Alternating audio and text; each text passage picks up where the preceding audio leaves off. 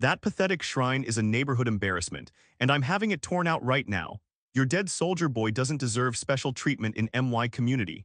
That's what Kenneth Sutherland screamed at me across my front yard at 6:47 on a Saturday morning, his fat face purple with rage, as he kicked over the white stone planter containing red poppies and ground the bronze memorial plaque into the concrete with his heel.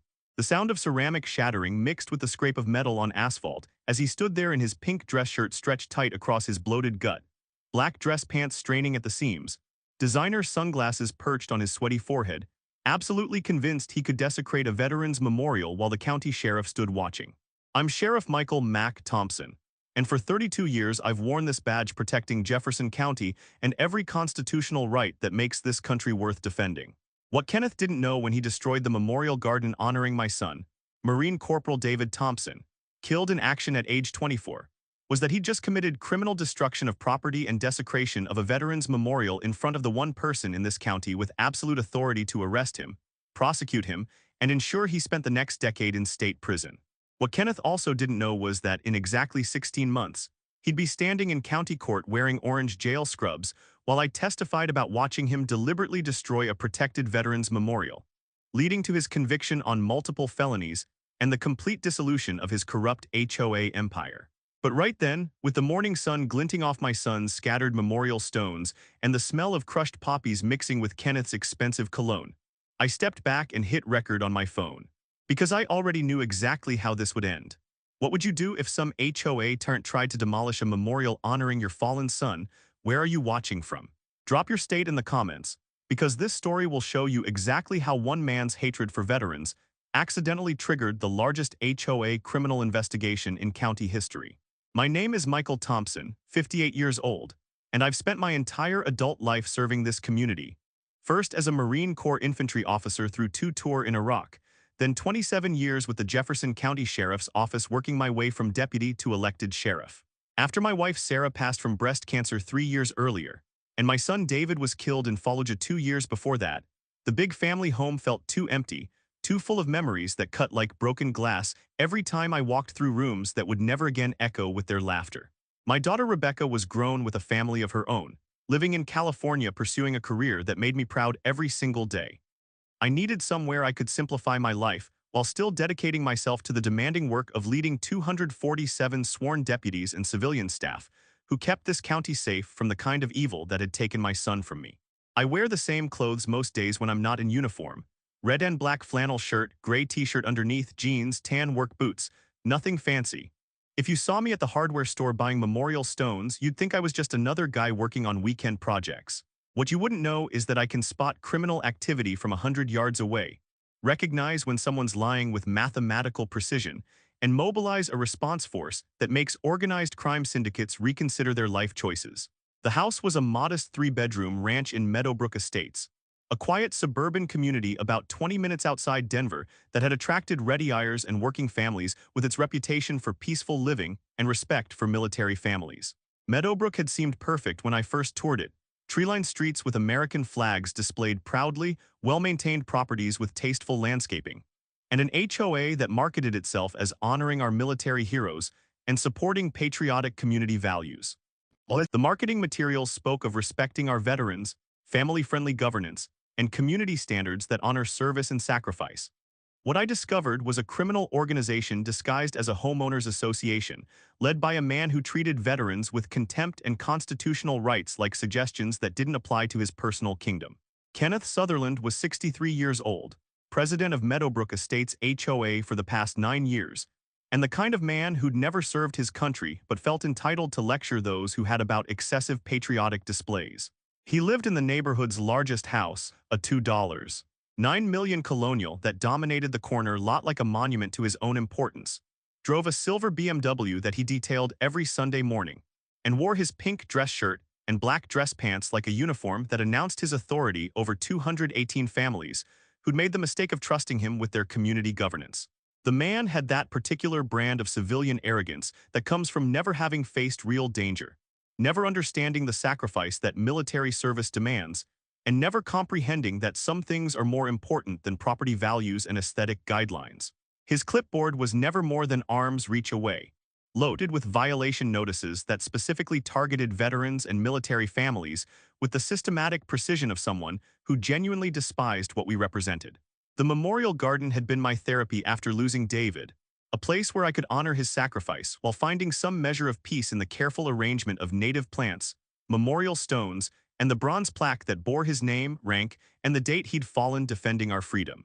I'd built it with my own hands in the corner of my front yard, exactly 12 feet by 12 feet, using white river stones to create a border around red poppies, white lilies, and a small American flag that flew beside a bronze plaque mounted on Colorado granite. The plaque was simple and dignified. Marine Corporal David Thompson, 1998-2022, Semper Fi, forever in our hearts. Below that, the Marine Corps emblem and a small inscription. Greater love hath no man than this, that a man lay down his life for his friends. I designed every detail with military precision.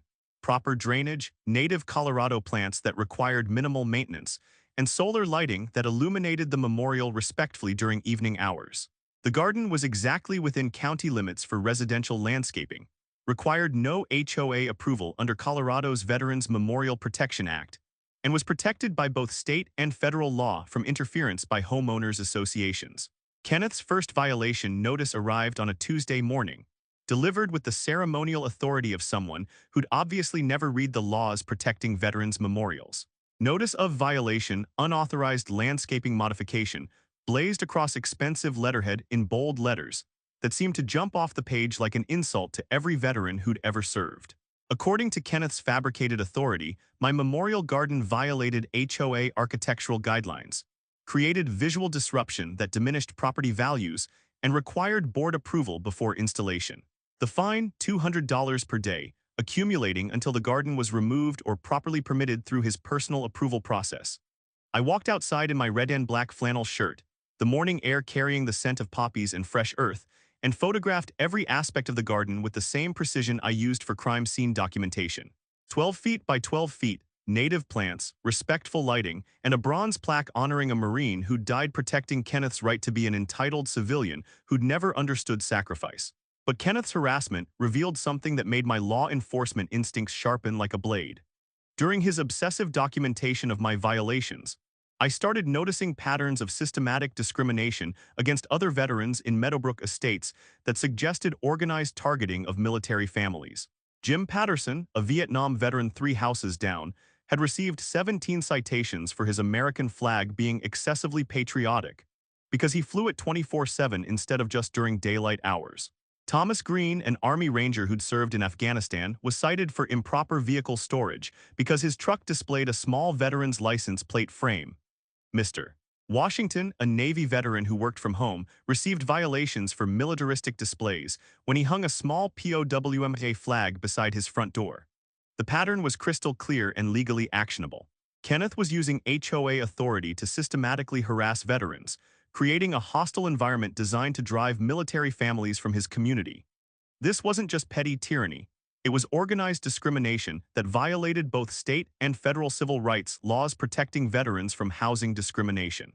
The morning Kenneth brought his destruction crew to my property, I was reviewing case files for a drug trafficking operation while drinking coffee in my kitchen.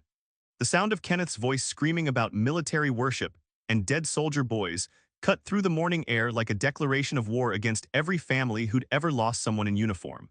"Sheriff Thompson," Kenneth announced without preamble, his voice dripping with contempt as he gestured toward the 3 workers standing beside my memorial garden. "The board has voted unanimously to enforce community standards. Your unauthorized shrine is being removed immediately to prevent further property value contamination." He kicked over the stone planter containing red poppies, then ground the bronze plaque bearing my son's name into the concrete with his heel, his face twisted with genuine hatred for what my memorial represented. The morning sun caught the scattered stones and crushed flowers as Kenneth destroyed the only tribute I had to a son who died protecting his freedom. "Kenneth," I said quietly, my voice carrying the authority that had commanded Marines in combat and led deputies through crisis situations, "you just committed criminal destruction of property and desecration of a veteran's memorial. Both are felonies in this state, and both carry mandatory minimum sentences." Kenneth's reaction revealed the true depth of his civilian arrogance and criminal stupidity.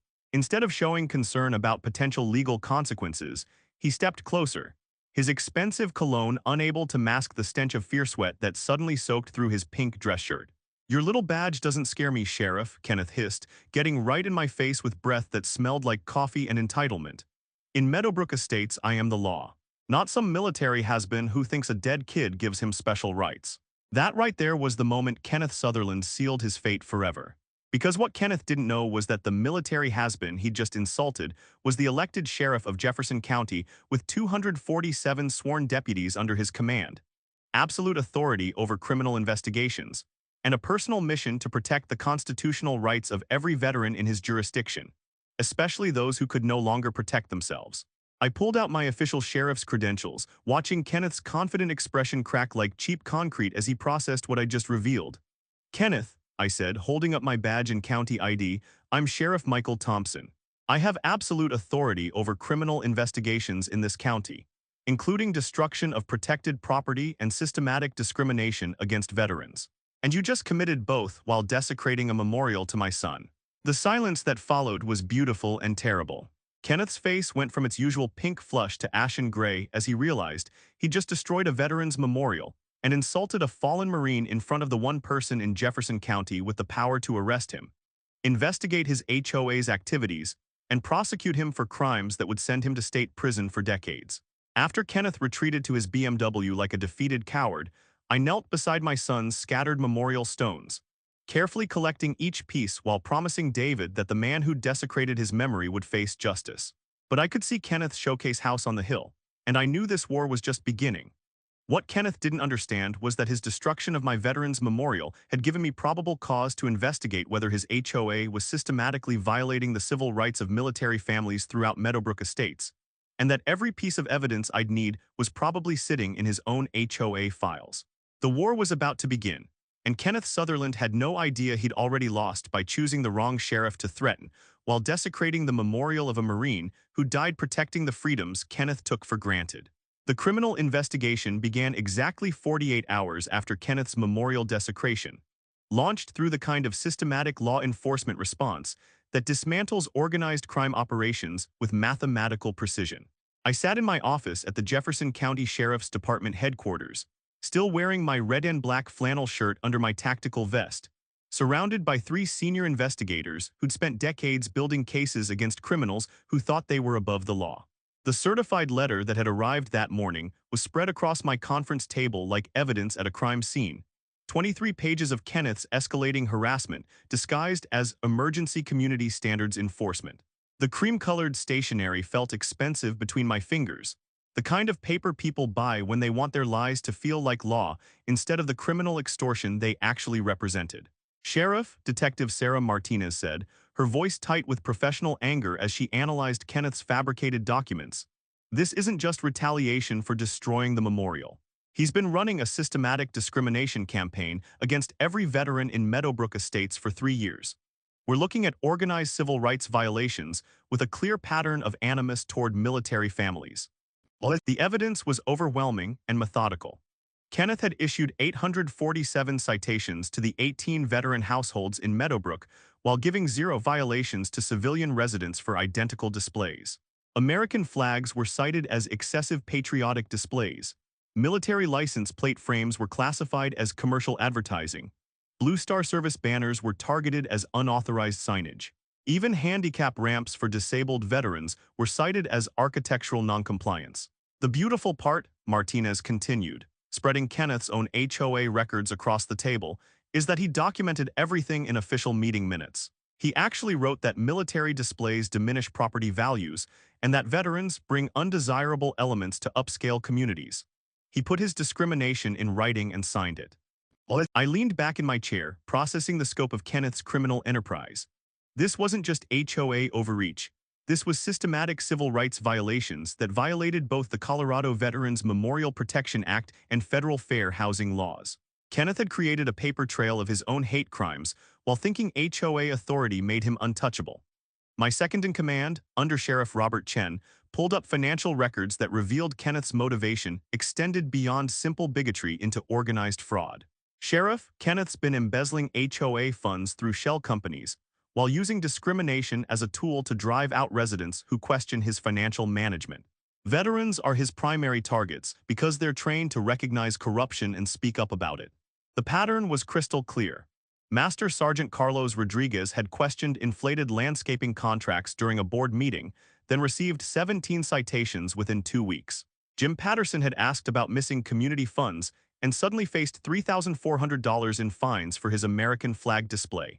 Thomas Green had demanded financial transparency and was immediately cited for militaristic vehicle displays because his truck had a Marine Corps license plate frame. Kenneth wasn't just discriminating against veterans. He was weaponizing that discrimination to silence anyone with the military discipline to recognize his financial crimes and the courage to challenge his authority. The community response was immediate and overwhelming once veterans learned that the sheriff was investigating Kenneth's systematic harassment. My office was flooded with calls from military families sharing their own stories of discrimination, financial abuse, and threats designed to drive them from their homes. Mrs. Patterson, Jim's wife and a Gold Star mother whose son had died in Iraq, broke down crying in my office as she described Kenneth's contempt for military families. Sheriff Thompson, he told me my grief was excessive and that memorial ribbons on my mailbox were morbid displays that made neighbors uncomfortable. My boy died for this country, and Kenneth treats his sacrifice like it's an embarrassment. The systematic nature of Kenneth's discrimination was documented in his own records with the kind of detailed evidence that prosecutors dream about. Board meeting minutes where he'd argued that military culture was incompatible with upscale community standards. Email exchanges where he'd coordinated with board members about managing the veteran problem through escalating fines and harassment. Kenneth had actually written in a February 2022 email, "We need to make it financially impossible for these military types to maintain properties in our community. Their flags, their vehicles, their whole culture diminishes what we've built here. Crank up the violations until they can't afford to stay." That single email was systematic discrimination documented by the perpetrator himself, creating federal civil rights violations that would destroy Kenneth's life completely. Kenneth's retaliation against me escalated through channels he thought would intimidate a sheriff into backing down. The formal ethics complaint that arrived Wednesday morning was addressed to the county commission, demanding my immediate suspension for abuse of office and using law enforcement resources for personal vendettas. County Commissioner Patricia Williams called me within hours, her voice carrying the weary tone of someone who dealt with Kenneth's complaints before. Sheriff Thompson, Kenneth Sutherland is threatening to sue the county for civil rights violations. He claims you're weaponizing your badge over a landscaping dispute. Commissioner, I replied, keeping my voice level and professional. Kenneth Sutherland destroyed a protected veterans memorial, committed criminal destruction of property, and systematically discriminated against military families for 3 years. His ethics complaint is witness intimidation designed to obstruct a criminal investigation. The federal angle emerged when Detective Martinez discovered Kenneth had been filing false reports with multiple agencies, trying to weaponize government bureaucracy against veterans. Complaints to the VA claiming veterans were unstable. Reports to code enforcement alleging veterans were operating unauthorized military activities. Even anonymous tips to ICE claiming Latino veterans were suspicious foreigners despite their honorable military service. Each false report was a separate federal crime. Filing false statements with government agencies carries 5 years per count. Kenneth had committed 47 of them while documenting everything in emails he'd sent through his HOA account. That evening, 17 veterans from Meadowbrook showed up unannounced at my house, carrying replacement stones and a new bronze plaque to rebuild David's memorial. The smell of fresh earth and poppies mixed with the sound of their quiet conversations about service, sacrifice, and the bonds that connect those who have worn the uniform. Sheriff Thompson, Master Sergeant Rodriguez said as we finished placing the final stones, "You're doing what David would have wanted, protecting the people who can't protect themselves. That's what we all signed up for." Standing beside my son's restored memorial under the stars, surrounded by veterans who understood the cost of freedom, I made a promise. Kenneth Sutherland would face justice not just for destroying property, but for systematically persecuting the men and women who defended his right to be the entitled civilian he'd always been. Tomorrow would bring Kenneth's arrest, and the beginning of the end for his criminal empire built on hatred for those who'd served. Kenneth's desperation reached systematic criminal levels the morning he organized what he called an emergency community safety assessment, targeting every veteran household in Meadowbrook Estates. It was 7:47 a.m. on a Thursday, bright Colorado sun already heating the asphalt, when my undercover detective captured video of Kenneth briefing 4 HOA board members outside his $2 9 million showcase house. His pink dress shirt stretched tight across his bloated gut, black dress pants perfectly creased, clipboard loaded with what would become evidence of organized stalking and civil rights violations. These military types are trained for violence. Kenneth's voice echoed through the surveillance equipment Detective Martinez had positioned after obtaining court authorization based on his escalating threats against veterans. We need to document their activities, photograph their visitors, and report any suspicious behavior. They're bringing instability to our peaceful community. The beautiful irony wasn't lost on me. Kenneth was organizing civilian surveillance of veterans while being monitored by law enforcement investigating his systematic discrimination.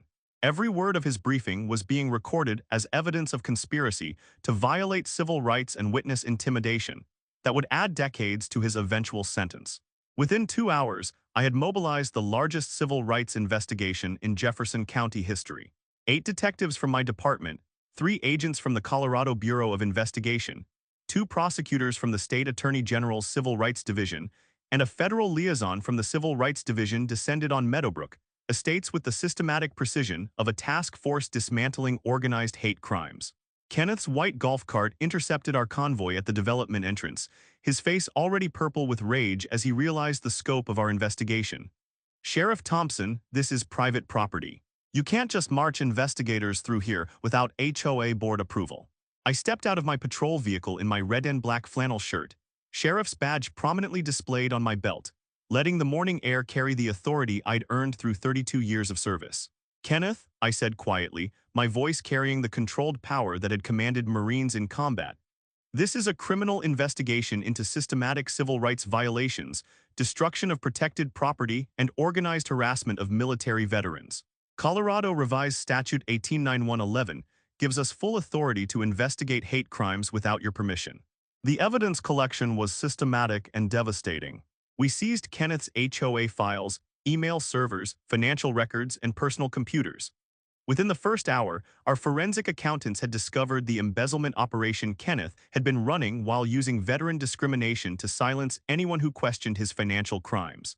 Detective Martinez emerged from Kenneth's office carrying boxes of documents that would destroy his life completely. "Sheriff, he's been stealing community funds through shell companies and targeting veterans who asked questions about the money. We've got emails where he literally wrote, 'Military families ask too many questions about finances. Need to drive them out before they expose the irregularities.'" Kenneth had actually documented his own criminal conspiracy, explaining in writing that he discriminated against veterans specifically because their military training made them likely to recognize his financial fraud and report it to authorities. Every email was another federal crime, and Kenneth had committed hundreds of them. The community impact became clear as we interviewed residents throughout Meadowbrook.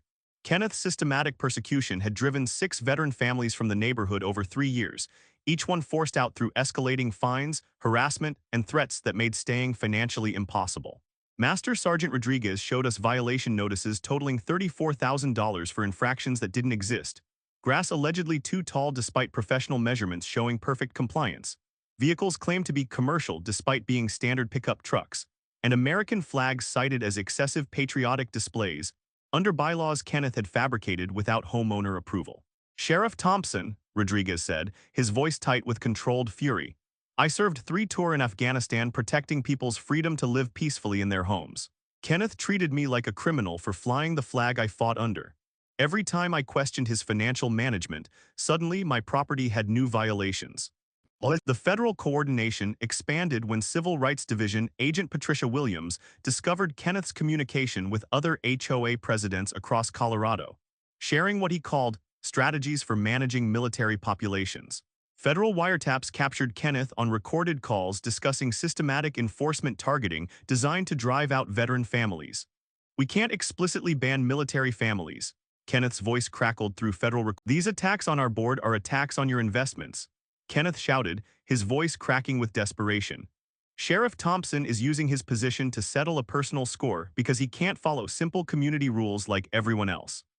Jim Patterson stood up slowly, his weathered hands steady as he held violation notices documenting 3 years of systematic harassment.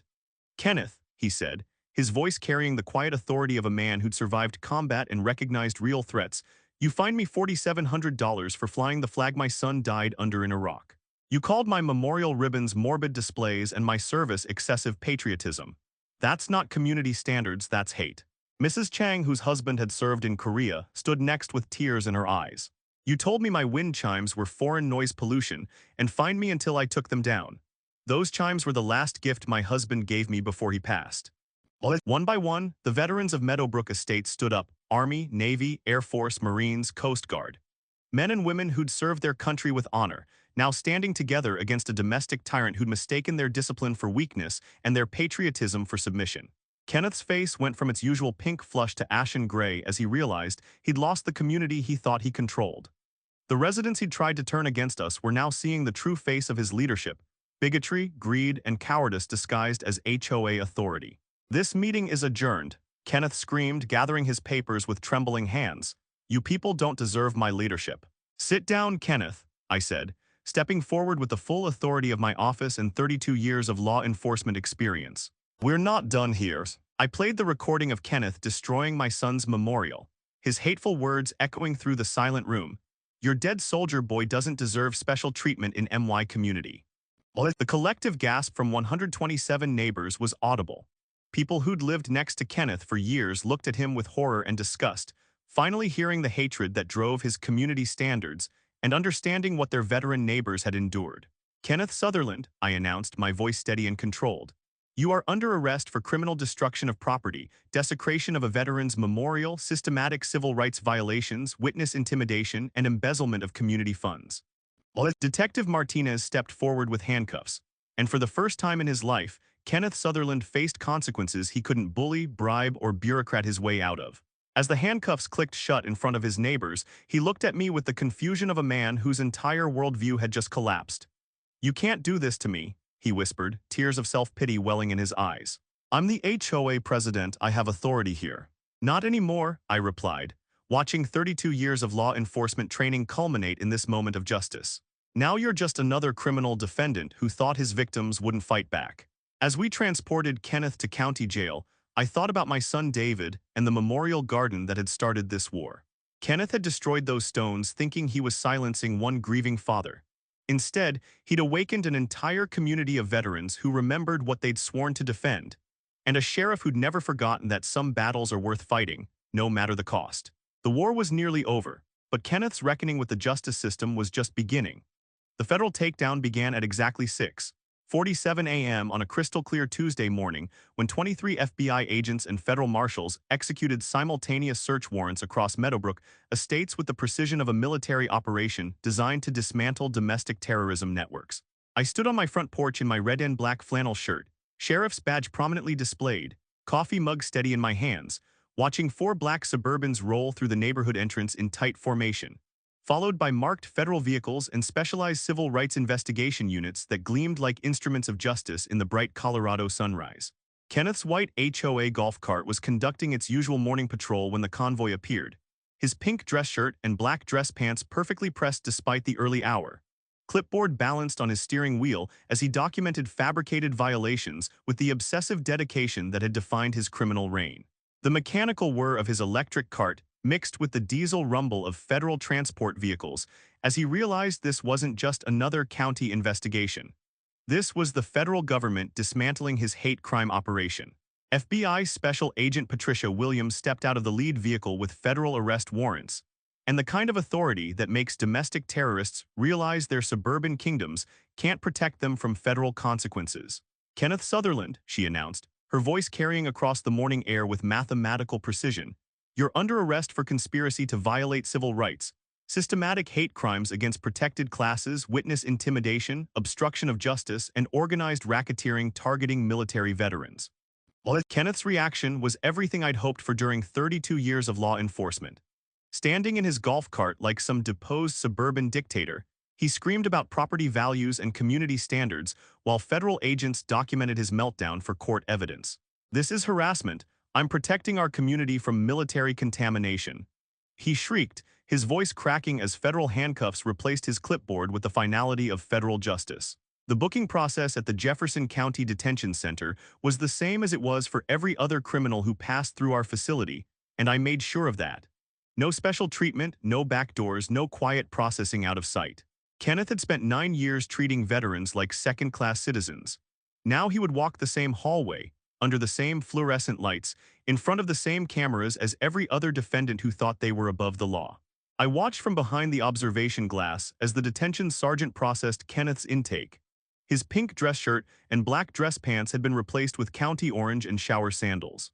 The smell of his expensive cologne was gone, replaced with institutional disinfectant and the metallic tang that every jail seems to carry. "Name?" the sergeant asked. "Kenneth Sutherland." "HOA president," he added automatically as if that title meant something here. The sergeant didn't even look up. "Inmate number, that's what you are in this building." Seeing that little flinch when the word inmate hit, that would stay with me forever. Agent Williams' investigation revealed that Kenneth's operation extended far beyond Meadowbrook Estates, into what federal prosecutors would classify as organized domestic terrorism. Her team had been tracking communications between HOA presidents across Colorado and 3 neighboring states, all coordinating discrimination against military families through encrypted messaging and private forums. "Sheriff Thompson," Agent Williams explained as we reviewed evidence in my office, "Kenneth was a regional coordinator for systematic veteran discrimination. We've identified 17 HOA communities participating in coordinated harassment affecting over 400 veteran households. They called it Operation Clean Communities, a network designed to drive military families from upscale suburban developments." The scope was staggering and methodically documented. Kenneth had organized training sessions teaching other HOA presidents how to weaponize bylaws against veterans, create financial barriers through escalating fines, and use psychological warfare to make military families feel unwelcome. Every training session was recorded, every strategy document preserved, every participant identified through digital forensics. Meanwhile, something beautiful was happening in Meadowbrook. The veterans stopped hiding. Up until Kenneth's arrest, most of them had kept their service quiet, flags in garages instead of front porches, unit patches in drawers instead of on jackets. Not because they were ashamed, but because every display of pride brought citations and harassment. Now every flag came out. The week after Kenneth's arrest, I drove through Meadowbrook in my personal truck and saw something that made my throat tight with emotion. Stars and stripes on almost every house. Branch flags. POWMA banners. Gold Star Service flags. It looked less like a subdivision and more like base housing on Memorial Day. Jim Patterson spotted me and waved me over. He stood in his front yard under a brand new, properly lit flagpole, the American flag snapping crisply in the morning breeze. Below it, a plaque read, "In honor of those who served, in memory of those who didn't come home." "Well, you did this, Sheriff," he said, gripping my hand hard enough to hurt. "You and your boy David." I looked at the flag, at the plaque, at Jim's watery eyes. "We all did this, Jim. You stood up when most people would have just paid the fine and kept quiet." He snorted softly. "I guess you can only threaten a man's flag so many times before he remembers who he used to be." The federal grand jury indictment was comprehensive and devastating. 47 counts of conspiracy to violate civil rights, 34 counts of hate crimes targeting protected classes, 22 counts of wire fraud, 18 counts of mail fraud, 12 counts of witness intimidation, 8 counts of obstruction of justice, and organized racketeering under RICO statutes. The financial investigation had uncovered $3.4 million in embezzled funds moved through shell companies, with Kenneth specifically targeting veteran families with escalating fines to cover shortfalls created by his theft. Kenneth's bail hearing became a public demonstration of federal authority. Federal Magistrate Judge Harold Martinez denied release with judicial precision that made career criminals understand their suburban authority meant nothing in federal court. "Mr. Sutherland," Judge Martinez announced, "you organized systematic discrimination against military veterans and their families while embezzling millions from the community they protected. You desecrated a memorial honoring a fallen Marine and attempted to intimidate law enforcement investigating your crimes. This court considers you a danger to the community and a flight risk. Bail is denied pending trial." Kenneth's attempt to speak revealed his complete disconnect from reality. "Your Honor, these military people are too sensitive about their service. I was enforcing reasonable community standards that protect property values." The courtroom erupted in bitter laughter at Kenneth's pathetic attempt to justify systematic hate crimes as property management. Judge Martinez gavelled for order, while Kenneth's expensive defense attorney tried desperately to control his client's self-destructive testimony. From federal custody, Kenneth continued making the same mistakes that had destroyed him initially. Through his attorney, he filed complaints alleging I had orchestrated a military coup against civilian leadership, and claiming veterans had threatened violence against civilian residents, statements immediately proven false by surveillance footage from his own security system. The civil lawsuits followed immediately. 17 veteran families filed federal civil rights actions seeking $12 million in damages for systematic discrimination, emotional distress, and financial losses. The discovery process revealed Kenneth had maintained a database categorizing residents by military status, with detailed notes about elimination strategies for each veteran household. Standing outside the federal courthouse that evening in my red and black flannel shirt, watching Kenneth's transport vehicle disappear toward federal detention, I thought about David and the memorial garden that had started this war. Kenneth had destroyed those stones thinking he was silencing one grieving father and intimidating other veterans into submission. Instead, he'd awakened a federal task force that would dismantle the largest coordinated discrimination network targeting military families in state history. His hatred for dead soldier boys would lead to prosecutions across multiple states and legislative reforms protecting military families from HOA discrimination nationwide. Kenneth Sutherland had no idea that his contempt for veterans would result in the most comprehensive civil rights enforcement action in federal history, or that his name would become synonymous with the kind of domestic bigotry that the American justice system was designed to destroy completely. The war was nearly over, and Kenneth had lost by choosing the wrong sheriff to threaten while desecrating the memory of a Marine who died protecting the very freedoms Kenneth had spent years trying to deny to other military families. 18 months later, I stood in the witness box of Federal District Court in Denver, my hand on the Bible, wearing my full Jefferson County Sheriff's Class A dress uniform, tan with brown trim, 32 years of service ribbons across my chest, and the badge that Kenneth Sutherland had once dismissed as meaningless suburban authority. The courtroom smelled like polished wood and the mathematical certainty of justice being served, while morning sunlight streamed through tall windows, illuminating what would become Kenneth's final performance as a free man.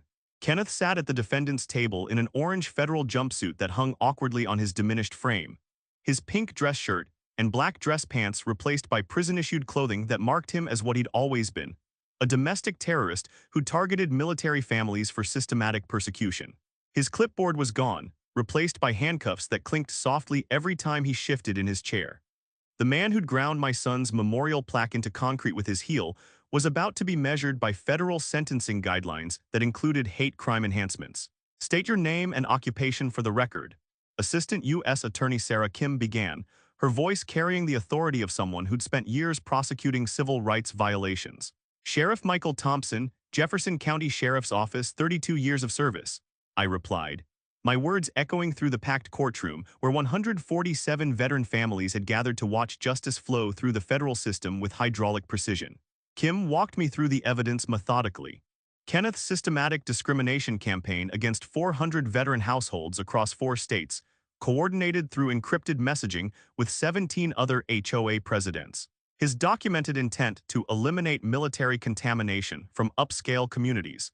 His embezzlement of $3.4 million disguised as community enforcement. And finally, the video of him destroying my son's memorial while screaming that dead soldier boys didn't deserve special treatment in his community.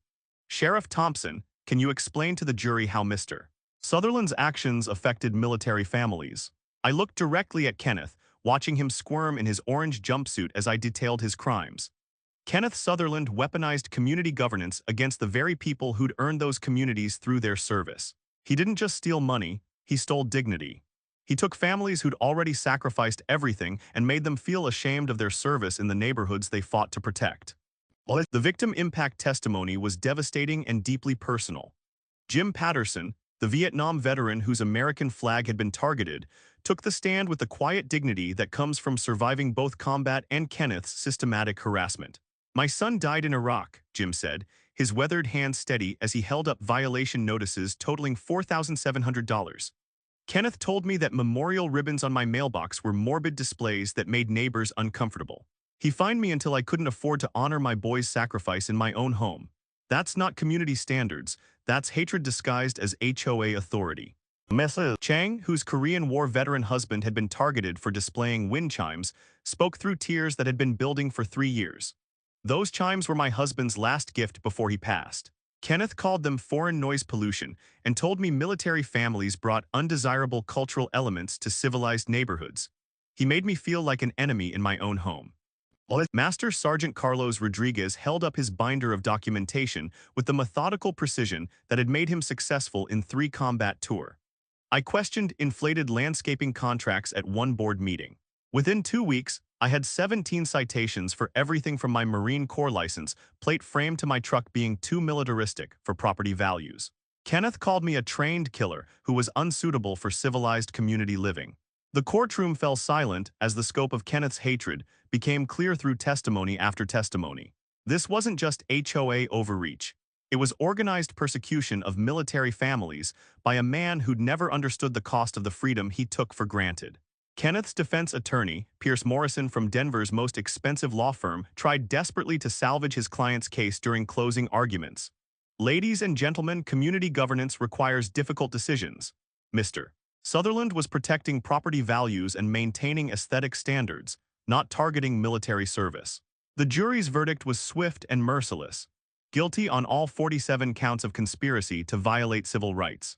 Guilty on 34 counts of hate crimes targeting protected classes.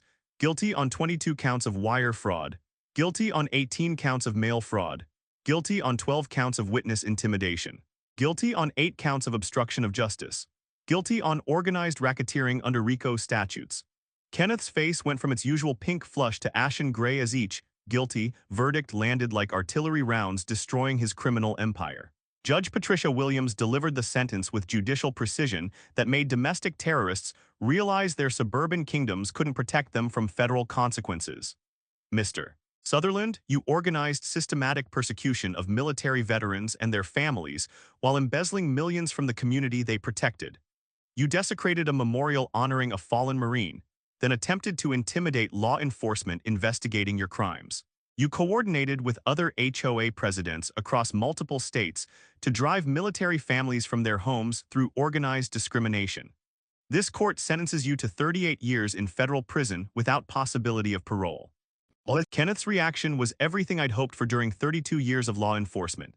Standing in his orange jumpsuit, he screamed about property values and community standards, while federal marshals prepared to escort him to a cell where pink dress shirts and hatred for veterans were replaced by the mathematical certainty of concrete walls and steel bars. Your Honor, I was protecting civilized communities from military contamination. Kenneth shrieked, his voice echoing through the courtroom as reality crashed down around him. These people bring violence and instability to decent neighborhoods. Their flags and memorials diminish what we built. The courtroom erupted in bitter laughter at Kenneth's pathetic attempt to justify systematic hate crimes as property management.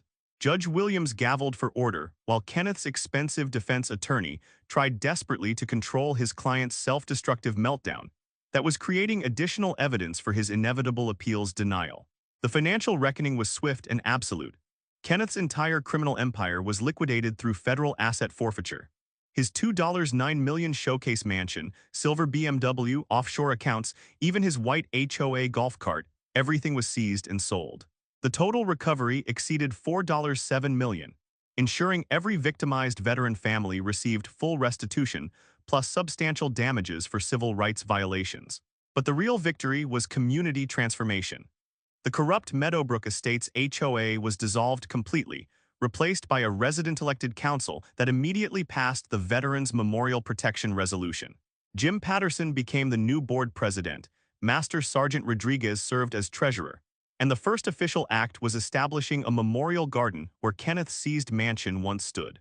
Property values increased 31% after the elimination of Kenneth's discriminatory regime, proving that honoring military families attracts quality residents while bigotry destroys communities.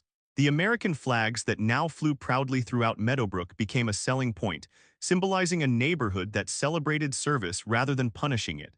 The federal precedent spread across America like freedom itself. United States v. Sutherland became the template for prosecuting coordinated HOA discrimination nationwide, with federal prosecutors citing our investigation in 93 subsequent cases involving systematic persecution of military families. My role evolved into national leadership of the Federal Veterans Housing Rights Task Force, employing 27 investigators, 15 civil rights attorneys, and 8 prosecutors who specialized in dismantling discrimination networks targeting military families. We'd investigated over 500 cases, recovered $47 million for victims, and and sent 68 corrupt HOA officials to federal prison. The scholarship fund, established with Kenneth's seized assets, had sent 43 military children to college with full funding for degrees in law, civil rights advocacy, and public service. Each graduation ceremony reminded me that Kenneth's criminal hatred had accidentally funded the next generation of leaders who would protect military families